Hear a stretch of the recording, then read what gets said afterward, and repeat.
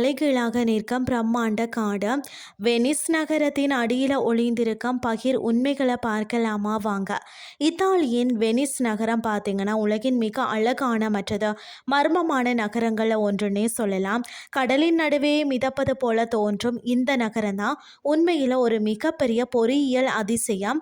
118 சிறிய தீவுகளை உள்ளடக்கிய இந்த நகரத்தின் பிரம்மாண்ட கட்டிடங்கள் சுமார் 1600 ஆண்டுகளாக உப்பு நீரிலையும் அலைகள்லையும் மூழ்க விடாமல் நிலைத்து நிற்பதன் ரகசியம்தான் அதன் அடியில் புதைக்கப்பட்டுள்ள கோடிக்கணக்கான மரத்தூண்கள் தான். அதாவது சதுப்பு நிலத்தில் எழுந்த சாம்ராஜ்யம்.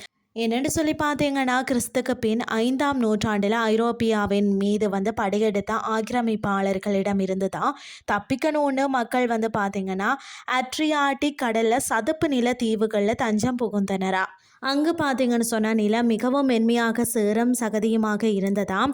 அதன் மேலே பார்த்தீங்கன்னா பாரமான கற்கட்டிடங்களை கட்டுவது என்பது நினைத்து பார்க்க முடியாத ஒன்றாக இருந்ததா. சாதாரண அடித்தளம் அமைத்தாலே கட்டிடங்கள் மணலில் புதைந்து விடும் அபாயம் இருந்தது. அப்போதுதான் பண்டைய பொறியியலாளர்கள் ஒரு வியக்கத்தக்க முடிவு எடுத்தார்களாம். அதாவது பார்த்தீங்கன்னா வெனிஸின் கட்டிடங்கள் நேரடியாக சேற்றின் மேலே கட்டப்படவில்லை. பொறியியலாளர்கள் கோடிக்கணக்கான மரத்தூண்களை சேற்றுக்குள்ள ஆழமாக இறக்கினராம். இந்த தூண்கள் தான் சுமார் 10 முதல் 15 அடி ஆழம் வரை உள்ள அதாவது கெராண்டோ எனப்படும் மிகவும் கடினமான களிமண் அடுக்க அடையும் வரை செலுத்தப்பட்டன. இந்த தூண்களின் மேல் பார்த்தீங்கன்னா மரப்பலகையை அடுக்கி அதன் மேலே பார்த்தீங்கன்னு சொன்னால் இஸ்திரியன் எனப்படும் நீர் புகாத சுண்ணாம்பு பாறைகளை வைத்து அடித்தளம் அமைத்தனர். இதன் பிறகுதான் பிரம்மாண்டமான கட்டிடங்கள் எழுப்பப்பட்டன.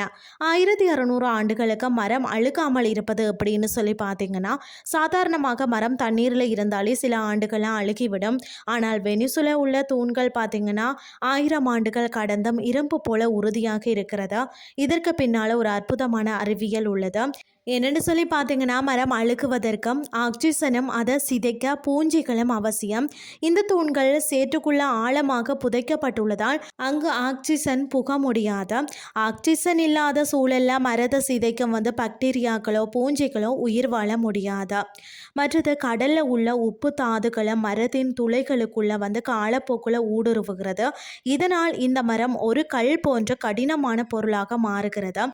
ஒரு கட்டத்தில் பார்த்தீங்கன்னா அது மரத்தின் தன்மையை இழந்து பாறையை போன்ற வலிமையையும் பெறுகிறது. தலைகீழாக நிற்கும் காடு வெனிஸை கட்டி எழுப்ப தேவைப்பட்ட மரங்களின் எண்ணிக்கை பார்த்தீங்கன்னா மலைக்க வைக்கிறதுன்னு தான் சொல்லணும். இவ்வளவு அற்புதமான அடித்தளம் இருந்தும் இன்றும் வெனிஸ் நகரம் புதிய அச்சுறுத்தல்களை சந்தித்திருக்கிறது.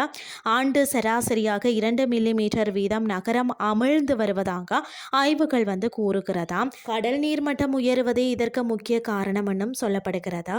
நவீன இயந்திரங்கள் மற்றது கான்கிரீட் மற்றது எகோ இல்லாத ஒரு காலத்தில் வரும் மரங்களையும் இயற்கையின் விதிகளையும் பயன்படுத்தி தான் 1600 ஆண்டுகளை கடந்து நிற்கக்கூடிய ஒரு நகரத்தை படைத்த மனித குலத்தின் ஆக சிறந்த சாதனையாகும்னே சொல்லலாம்.